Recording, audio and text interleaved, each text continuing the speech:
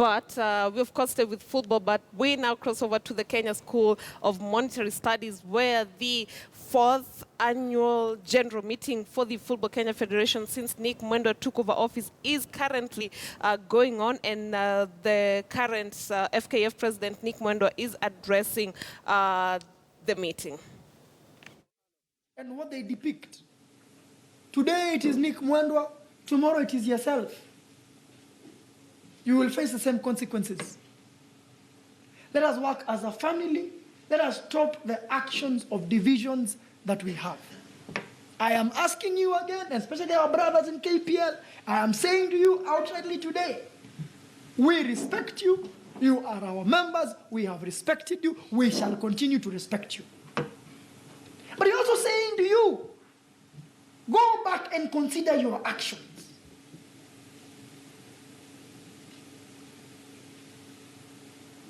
Consider them for the game. Gianni Infantino is increasing 32 teams of the World Cup to 40 teams. I am pleading with you again, in this forum today, openly, to freely accept that we expand our league to 18 teams.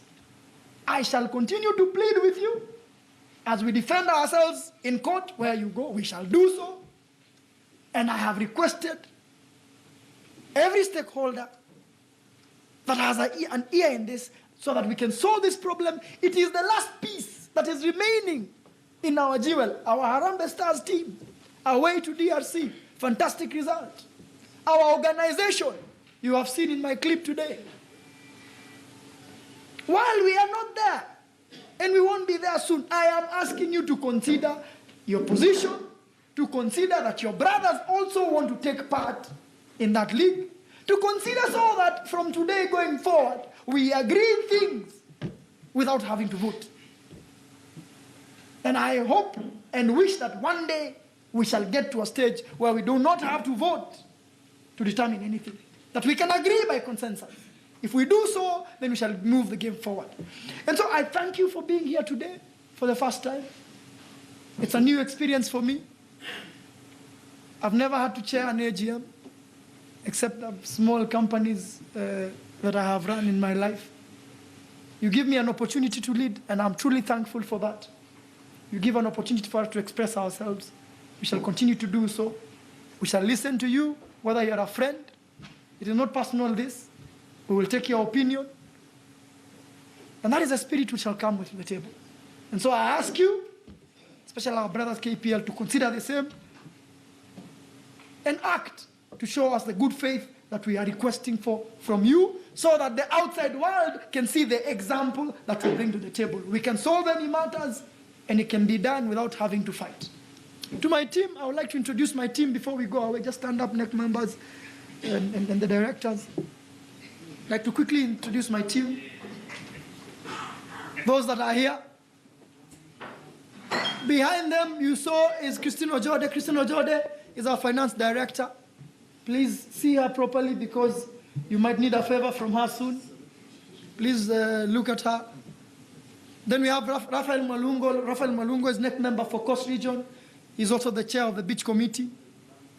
Then we have NEC member for Nyanza, and also chair of that powerful committee. You saw him today doing what he does.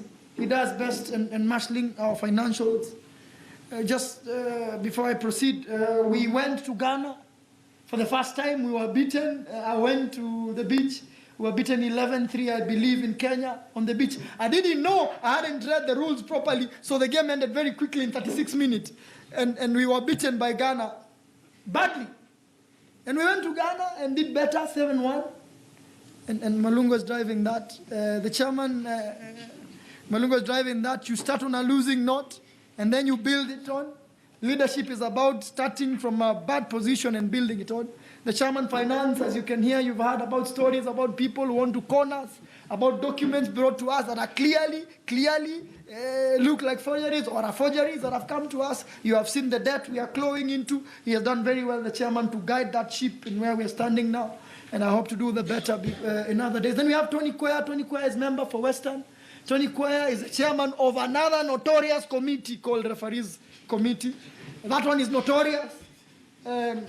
We have made some changes to it. It is the committee that has occasioned the committee to be changed, and Tony heads that committee. I wish him well in the coming days as we go towards the end of the big leagues, especially the two big leagues where some of us feel threatened. And then we have Nabea Mureithi. Nabea Mureithi is a technical chairman. He's a member for Eastern, where normally they don't vote. Normally they tell you that tushakubaliana. So hiyo maneno ya kukata ballots huko they don't do. In the last election they only had one position in Isiolo to vote for. The rest they had agreed. And he chairs our technical committee and has been leading our Harambee Stars with the technical bench that we have done fantastic job. And then we have Chris Amimo. Chris Amimo is the chair of our youth committee and NEC member for Nairobi. The hardest job we have is to go to the ground and nurture our kids. You know, he has faced a flak. Chris Amimo went with under 20 to Sudan, and you remember the story about age and the State House stories about cheating and all this stuff, which was not cheating. Has done very well to come up with structures for under 15 and under 13. The hardest job that we haven't done, and Chris will continue with the youth job that he has a passion for in the coming years.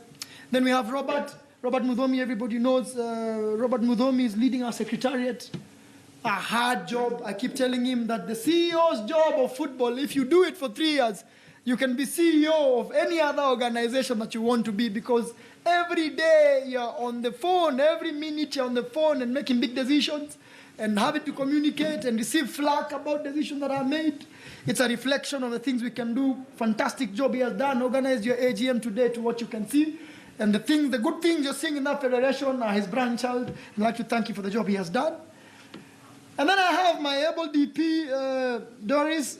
Doris and I have come a long way. In the campaigns, I received a couple of bullets. People didn't want a lady to be in that position, and we stuck to it. We have traveled across the world to Zurich and to Mexico and to Egypt together. We have voted to abstain in places together. And we shall continue to vote and represent this country. She has done very well for me. And just to put a sense, a motherly sense and a caution in the stuff that we are doing, and to listen to her in the way that we can do things with our experience, and to lead the women as well in the way that we have done and what we have done. I am very happy, ladies and gentlemen. We don't have a fight in our neck. Mullah is not here. He had an emergency that he went to attend to. And also, and David Njoroge is in CAF attending a medical conference. You know, in NEC now everybody takes care of their business. And so David is out there. The team, the Starlets are in Morocco. You can sit down, members. The Starlets are in Morocco. They landed the day before yesterday. And the Starlets will be in Morocco for 10 days. They'll come back and